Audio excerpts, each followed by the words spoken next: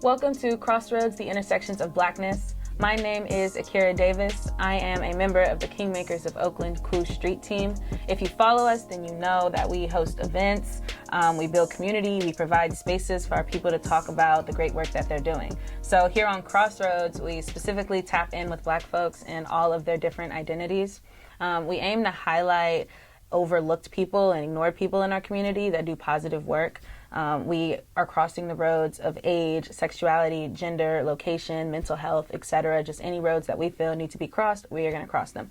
And we do this in hopes of engaging conversations, learning new lessons, and our focus is like intersectionality. So it's about how all of our identities play into our ever-present Blackness. So today, I'd like to uplift the voice of my talented and dear friend, Nia Leilani. She is a social justice advocate and a talented artist who's deeply invested in expanding the perception and realities of who Black justice and empowerment includes.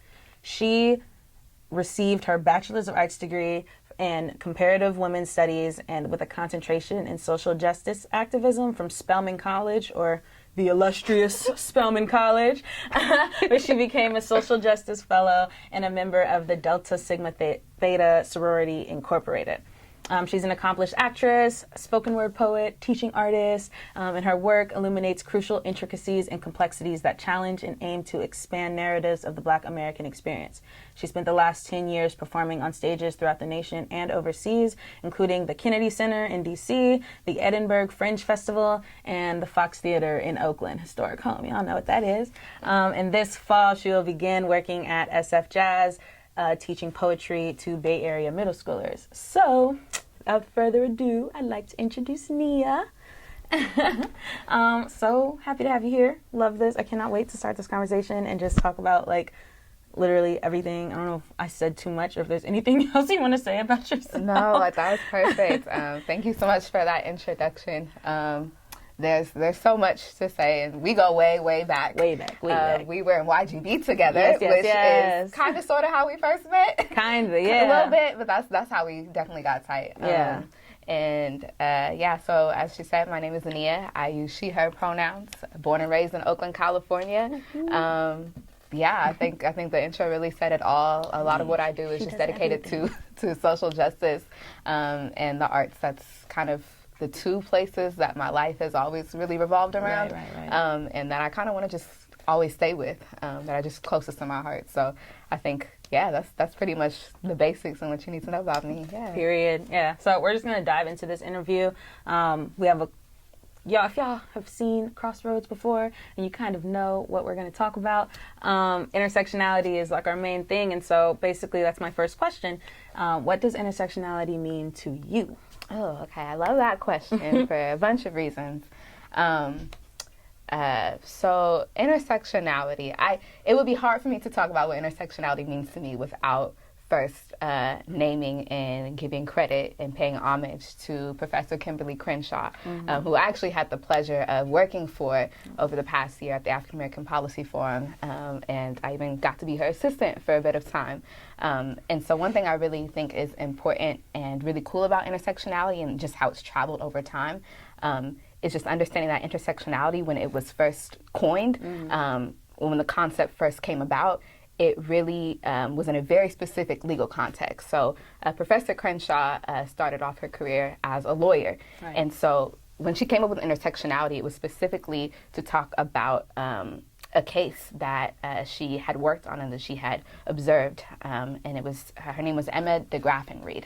And she was suing for employment discrimination as a Black woman. And she was saying, y'all don't hire Black women. Right. And they were like, well, we do hire Black people and we hire women. But the Black people they hired were men, and the women they hired were white. And she was saying, I'm not saying you don't hire Black people, and I'm not saying you don't hire women. Right. I'm saying you don't hire Black women. Right. And, in Professor Crenshaw's mind, in Kim's mind, that's just how I call her. In Kim's mind, it's weird to go back and forth. But in Kim's mind, she just was like, there needs to be some legal space, a frame for us to be able to talk about the specific discriminations that Black women face. And so a lot of her work starting from that point forward has been about Black women and intersectionality. And the way that we talk about intersectionality now, deals with all different demographics, just as you were naming. And so we talk about ability, we talk about sexual orientation, we talk about gender outside the binary, we talk about citizenship status, right? We talk about so many different things. And so for me, what intersectionality means, and the point of intersectionality, is to be able to build frames and create spaces to talk about this middle point, this intersection of the different identities and systems of oppression that have impacted our lives. Right. And so, yeah, I think it really is about just creating space. It's more, to me, it's more than just naming what that space is, but how we can make sure that the people who inhabit that intersection, who are right in the middle, right there, have spaces to be stood up for in institutions, to be stood up for, to be protected, you know, within their families and within our community, specifically within the Black community. Because, you know, we say, you know, we all Black as we are, but like, we're Black, and there are a lot of different complexities, and there are a lot of different other components to our Blackness that impact how we move with each other and how we move throughout the world. Right, and that's so real, and I think that that's like very important to say, because I feel like, especially now when we talk about like gender, you know what I mean? We talk about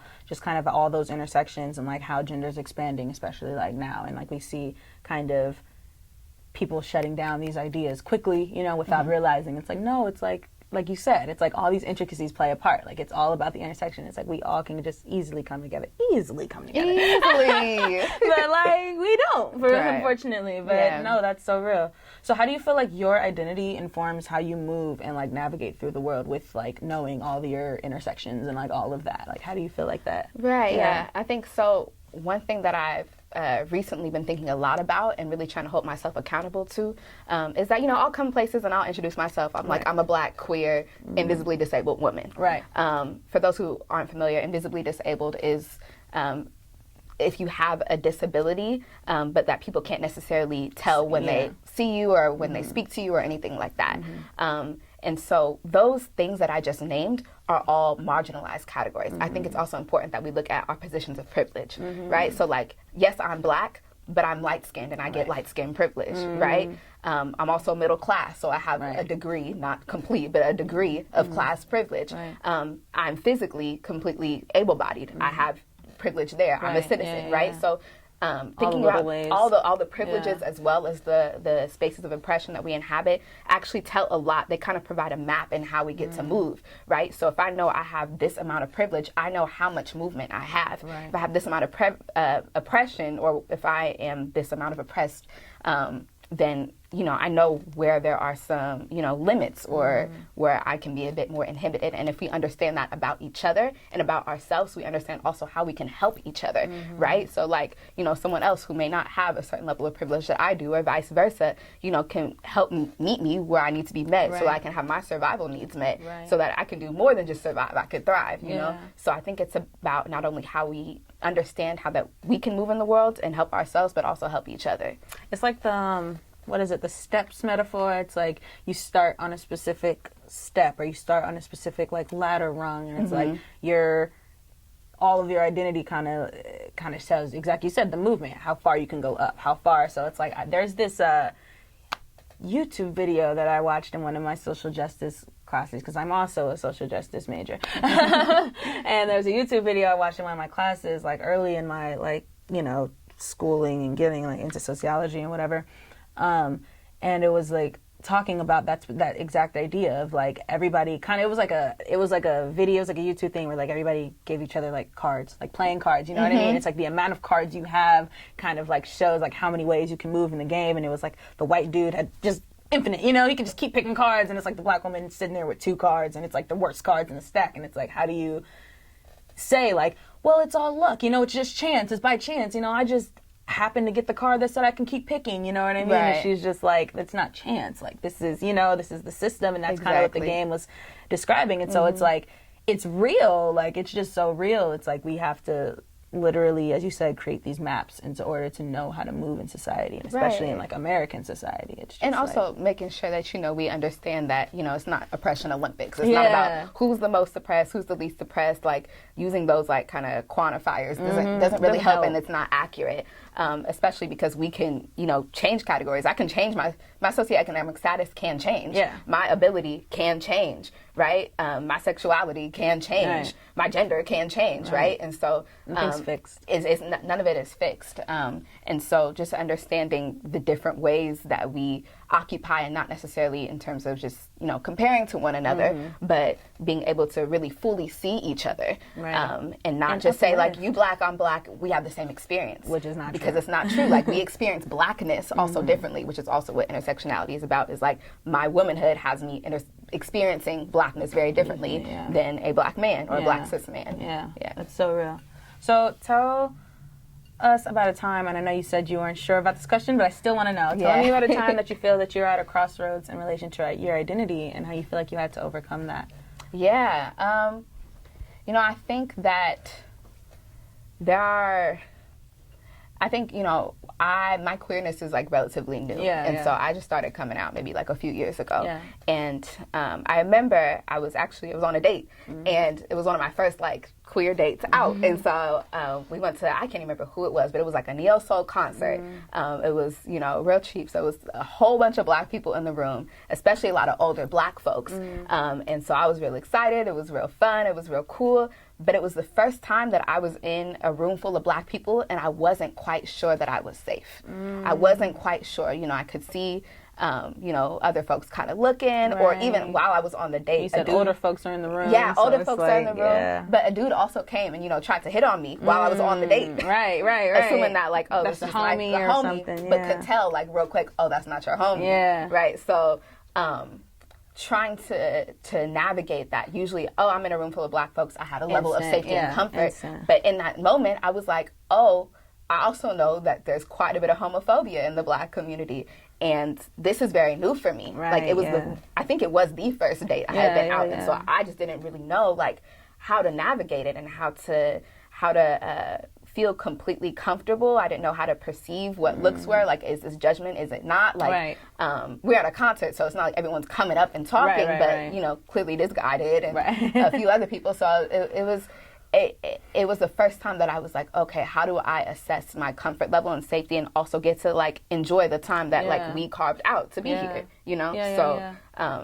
I think I was having a hard time coming up with one, but as soon as you said it, like, I was like, that. So how do you feel like you had to overcome, like, now it's been, a couple years now, like, how do you feel like you had to overcome that? Like, how do you feel now? You know what I mean? I think that one thing that I've been able to appreciate is just, like, finding spaces that, like, can fully hold me and, like, really prioritizing keeping myself in those spaces. And, also setting boundaries. Like, in that moment, if I wasn't comfortable or if I wasn't sure, I can also set boundaries with the person I'm with. Like, I need to, like, I need to kind of fill this out a little bit before I can, like, feel completely comfortable. So I think part of it is also, like, understanding your personal boundaries.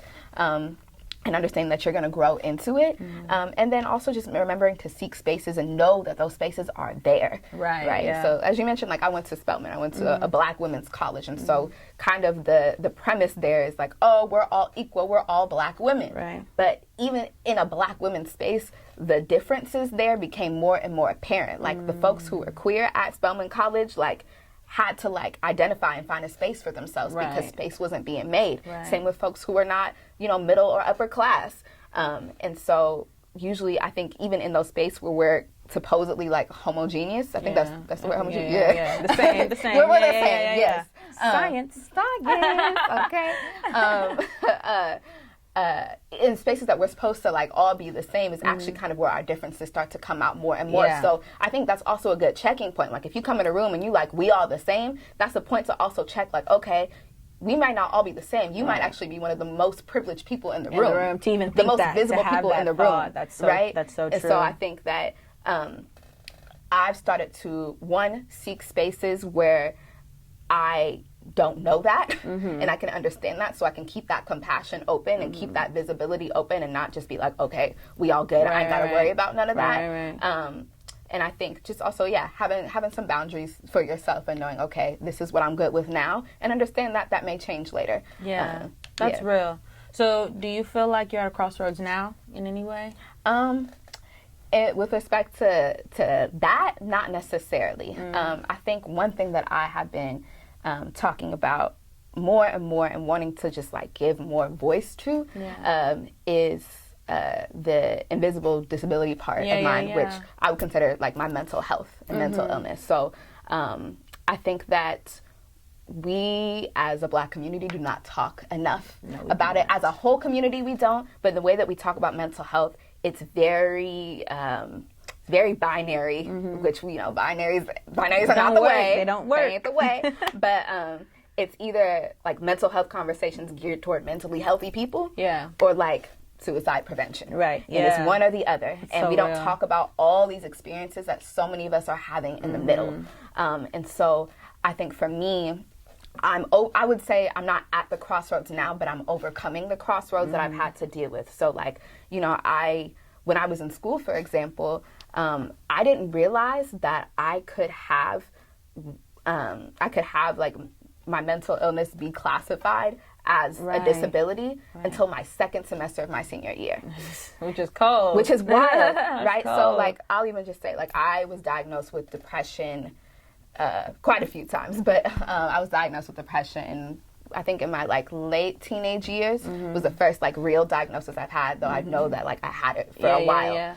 We don't think of depression as a disability either. No, we don't talk about it that way. But it's disabling. And I didn't think of it as a disability at all until it became disabling. Right? So I've always been good in school. I always got really good grades. If there's one thing I was doing, I was getting good grades. And I was known for like being smart, and it wasn't until my grades started to falter where, you could easily blame it on like the stress of college, but it was deeper than that. And it was more than that, and I knew it. And it wasn't until my second semester of senior year in college where it got that bad, where it was like, okay, you got ADHD, and I had to go through the whole system and get tested and all that. And they're like, no, actually, some of these are symptoms of depression, right? So like, the inability to focus, the inability to retain information, like all these things impact how you do in school, and that can impact people with depression of any ages. Like I knew I had it as a young kid, and had I known that in all those years of schooling, I could have done something a lot earlier than like right before I was getting ready to graduate, and be done. Like I could have gone back and just had a completely different schooling experience. And there are accommodations you can get too, right? So like depression is more than just, and I think, we talk about it on social media sometimes. Is like, it's thought to be very common, but the experiences that come with it aren't talked about it enough. It's not just, like a sad mood or, you just having several bad days in a row. Like it can affect your eating, it can affect your sleeping, it can affect your hygiene, it can affect like your social life, your work life. I had to quit a job, I had to quit a job for mental health reasons, but that actually was self-care and having to do that. And I think for me, that's the crossroad that I'm overcoming, is learning, what my boundaries are, and learning that, there's a certain level of discipline, a certain level of self-care, a certain level of self-compassion that you need to have. Like, we do have this like grind culture, like you gotta work all these jobs, you gotta hustle and hustle and hustle and hustle and hustle to get it, but you gotta hustle with boundaries. You gotta hustle with compassion to yourself and respect for yourself, because all you're gonna do is burn yourself out. Everyone else is gonna tell you to hustle, but no one else can tell you to take care of yourself the way that you need to take care of yourself.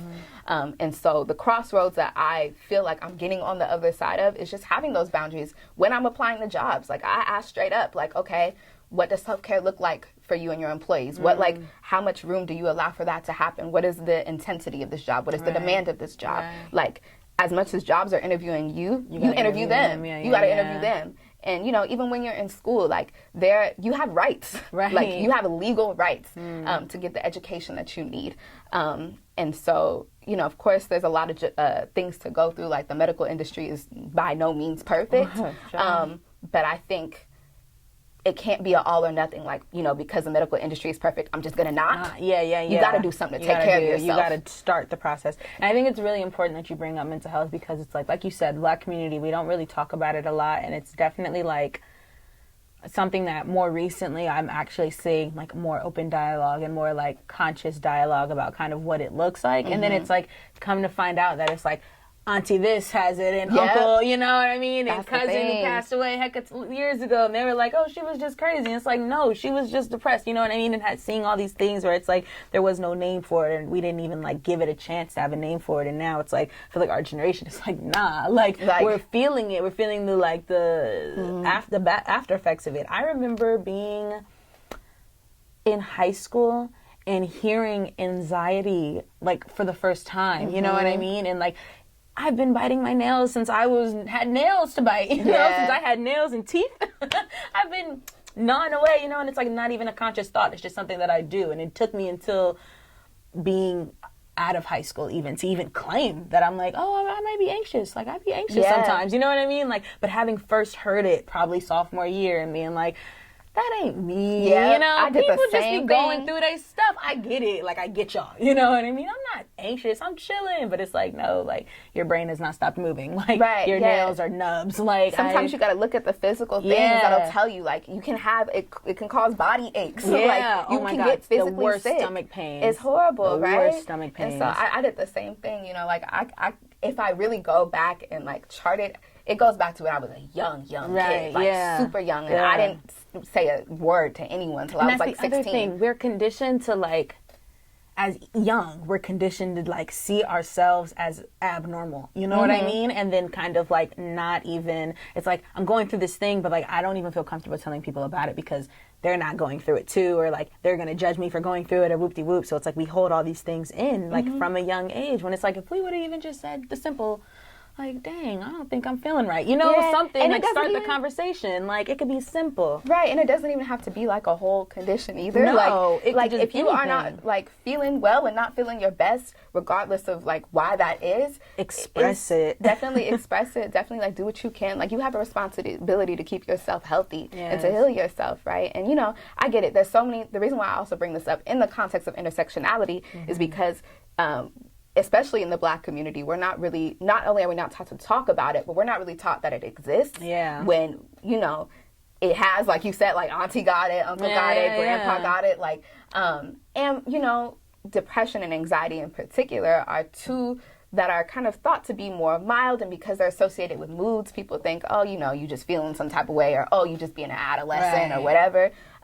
But there is a whole lot of other, like, mental illnesses that we got to take seriously, too, like schizophrenia, bipolar disorder, BPD. Like, there's so many other things that are impacting our communities and are impacting one another that I think, you know, it goes back to that, like, the privileges I have, the oppressions I have. Like, if you consider yourself a healthy person, then it also is your responsibility, too, to, like, know how to take care of people who aren't. Because there are people in your community, in your family members, in your schools who need that. And you know, we just got to start naming and, like, creating spaces for each other. So for me, like, my work as an artist, my work in social justice is dedicated and geared towards trying to create and find those spaces because we cannot start healing and getting better until those spaces for us exist. And the only people who are going to give those spaces to us are who? Ourselves. Us, Black people. For us, by us. Yes. That's the only way. That's the only way. We've been known. We just got to keep the energy. That's so real. So how do you feel like you have to navigate your Blackness on a daily, like, just period, like, aside from, and it's hard, I know, as women, we are always told, I think as Black women, it's like, we're always the ones who are told to have to separate, you know what I mean, our Blackness from, it's like, you either Black or a woman in those moments. So I feel like, how do you feel like you have to navigate your Blackness with that, you know what I mean, with that stuff? Look, I gave up that separation a long time ago. If you can't see that, I'm not talking to you. Yeah. Like, just straight up. Like, I cannot separate that. I will not try to separate that. And in fact, I'm one of those people that's just going to be a little louder and make sure that you know that I'm here, that all parts of me are here, and there are other people who are here too.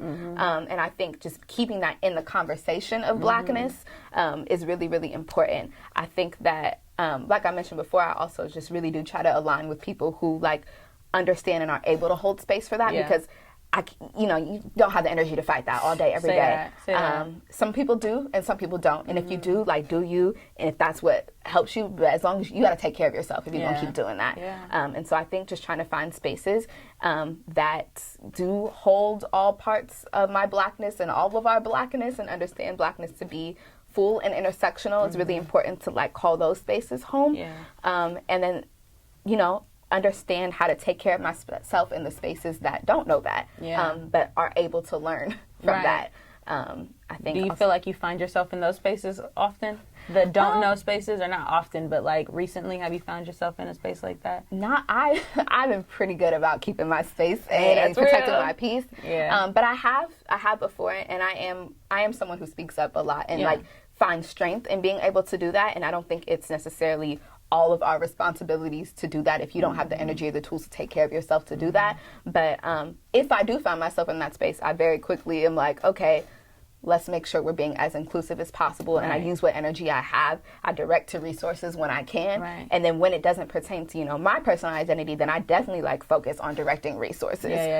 Even when I didn't identify as queer, because like I said, it's pretty new. I was always talking about including folks in the room of different genders and different orientations. That's the part is like allyship gets so kind of like, I feel like when you think of ally, you kind of think of like, you know, the like one lesbian white woman in the room, you know what I mean? Like when you think of the word ally, but it's like allies gives everybody, like we are all allies. And it's like how to just be that, you know, how to just advocate for what you know is right at the end of the day. It's like you can be, and it's like also when you think of ally, they always like attack it on the like Black oppression, where it's like you can be an ally to everybody. Like the indigenous folks are still here, like you know what I mean? They are still here fighting, you know what I mean, for the basic necessities. And it's like, y'all, everybody, like you said, you can't view it in binaries, and it's like we always view like race and like all these things and like so binary, but it's like there's so many of us, like, and if we could just help each other out, if we could just all come together and really help each other out and really see each other with our intersections and as we are, it's like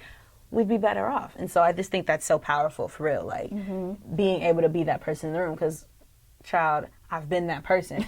Sometimes I don't want to be that person. Sometimes it's not the time, and you got to know when you're like, okay, look, this is too much. I can't do this, because it's not all on you. Look, it's above me now. It's not all on you to do it, but I think, you know, when you can speak up, and especially when someone is targeting someone who, you know, isn't going through that, like, you know, you have to. It's part of your human duty. It's how we take care of each other. Period. No, that's real.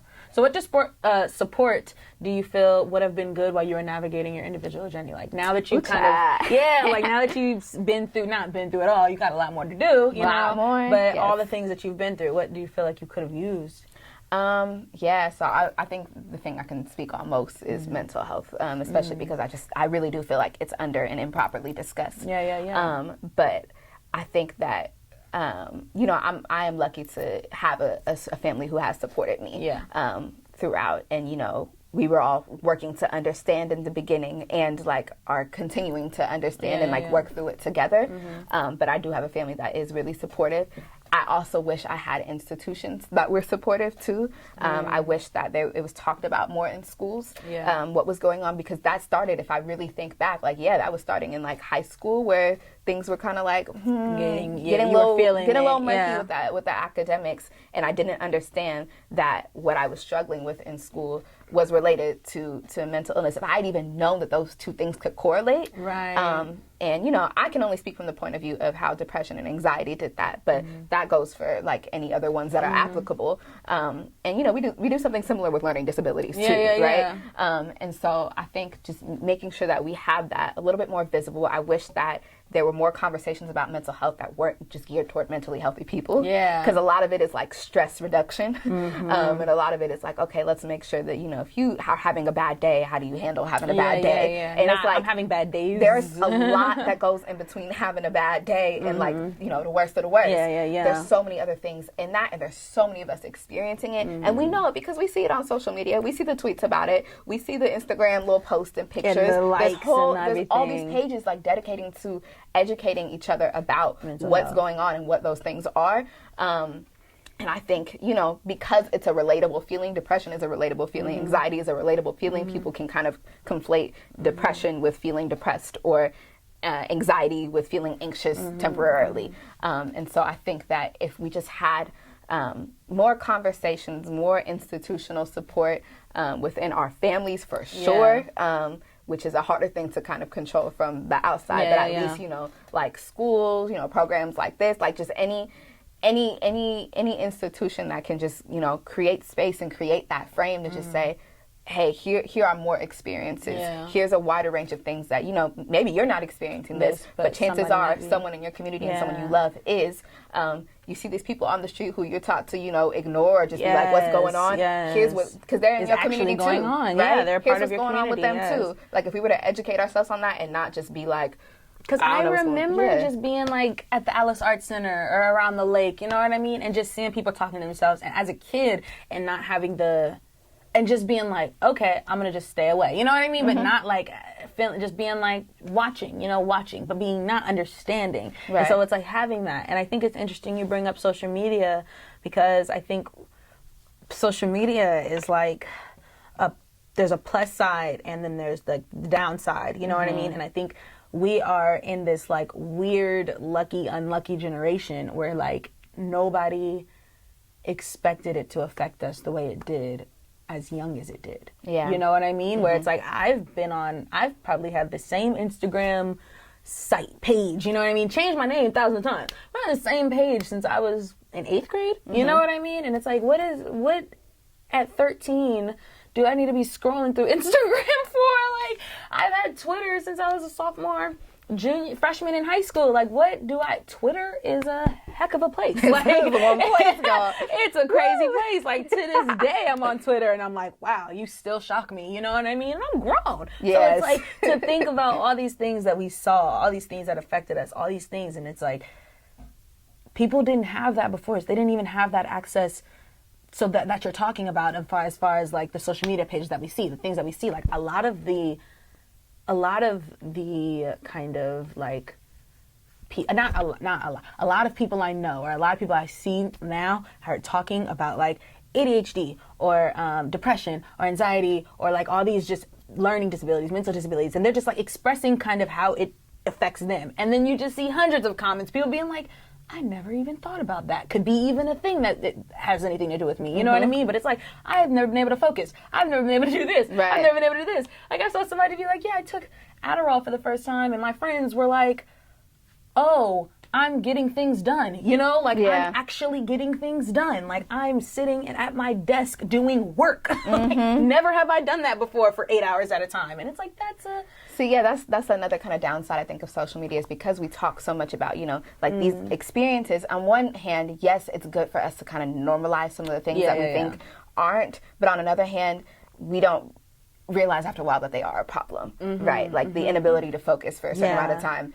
can be a problem, right? And not in a bad, like, oh my God, it's a problem. But when I say it's a problem, all that means is that there's a way to address it. And that, we can, it is our responsibility to figure out how to address it. And so, I think there are definitely like ups and downsides. And I think also social media sometimes can downplay the seriousness and the degree, because we can talk about the palatable things. We can talk about, it's palatable to say, I'm sad sometimes, or sometimes I can't focus. But there are a lot of parts of depression, of anxiety, of bipolar, of BPD, of schizophrenia that are not palatable. And I'm just naming a few, but like, and even when I'm mentioning the people, like, we see on the street, like, we can't diagnose each other necessarily, but we can at least have compassion and know, like, even if it's not a mental disorder, we can just have compassion. Like, for each other. And be able to just see each other in fullness. And to me, like, going back to your first question of, like, what intersectionality means, it just goes back to being able to, like, broaden our lens when we look at each other and, like, what our experiences are, and to just, like, sit and root in compassion and just say, okay, like, we come from a lot of different backgrounds. Like, some of us genetically were handed these cards. Some of us were handed these cards just because that's just the way society wanted to hand these cards and make these cards, right? And it impacts the person. It impacts the journey. It impacts how we interact with each other. It impacts how I got here today, how you got here today, right? Like, it's so many different things. And I think that in order to, like, really have love for one another, to really, like, support your community and be a part of the community, you got to know your community. And you got to know the things that are present in your community. And the different experiences that are present in your community. So building off that, what support do you think that, because, like, the first question I was asking was, like, what support do you feel like you needed? What support do you think that Black children need today? Like, with the resources we have, with everything that we have, like, what do you think they need today? And then even keeping in mind, COVID. It's COVID, child. So keeping in mind COVID, like, what support do you think they need with all of these things going on, all these intersectionalities at play? Like, our kids. I definitely think, that we are building, whether it's millennials, Gen X, I know there's a little, like, war between the two, whatever it is, but, like, I think both of those generations are definitely building that level of compassion, that level of understanding of just, like, let's make sure that we see, let's make sure that we see the fullness of each other. And I think that, our parents are adjusting. Say that. Our parents are adjusting, depending on, what backgrounds. Because that's the other thing, though. This is not all new. This is a little bit more, like, kind of put on our generation and say, like, oh, this is a new millennial Gen X thing. Like, no. intersectionality, even before it was named, existed long before us, long before Kim. Yeah. You can go back to the Combahee River Collective. I encourage y'all to look that up. And it's all been there. All these ideas have been there. All these ideas have been there. And so, like, yes, we are doing a great job of, starting and getting our foot out and, being able to lean on one another. But I think that, we definitely need some more, like, compassion from, our adults and our elders and folks to just, be able to give us that support and hold space for us in that way that, we're asking to hold for one another. I think that with COVID, it's difficult because, we're quarantined, we're all isolated, we don't get to be, as social. I think that social media, if used properly, can be a really good tool to help build community. I think that, I think the biggest thing, especially in the pandemic, to get through is to just, like, keep talking to each other, to keep having these conversations with each other, to know that what we're experiencing, we're not doing this alone. Because I'll say, even for me, like, that's what got me through. That's what got me here, is to be able to talk to certain friends and be like, hey, I'm experiencing some of these things, and to be able to create safe spaces for each other. So I encourage folks to keep creating those safe spaces, to keep looking for those safe spaces, because they're there. Yeah, no, they're 100%, there. 100%. Keep asking questions, keep being curious. Right. Keep relying on people that you can rely on. Beautiful. Oh my gosh, I loved this. I don't know if y'all know, but I loved this. Thank you so much, Nia. And I just want to give you space if you have any, like, organizations you want to shout out or any, like, plugs you want to plug. I don't know if you do. Oh, for sure. I just want to open the space in case anybody you want to. I did start off talking about Kimberly Crenshaw's definition of intersectionality. Her organization that I used to work for, the African American Policy Forum, has been doing incredible work for the last 20-something, I forgot how many, but 20-something years in bringing awareness to what intersectionality is. They're actually talking about critical race theory a lot right now with a campaign called Truth Be Told, hashtag Truth Be Told.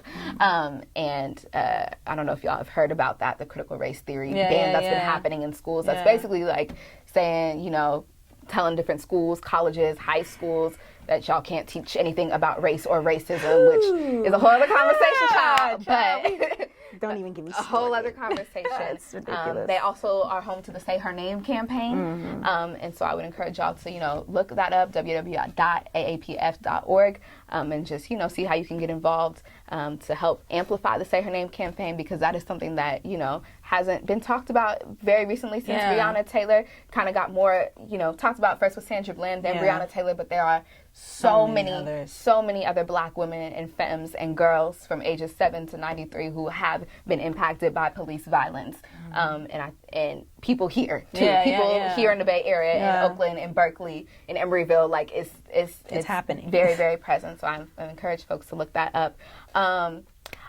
I did say I would self-plug my video. Yes. Tonight I do, actually, since we're talking about artistry and all that, and that was a lot of what my intro was about.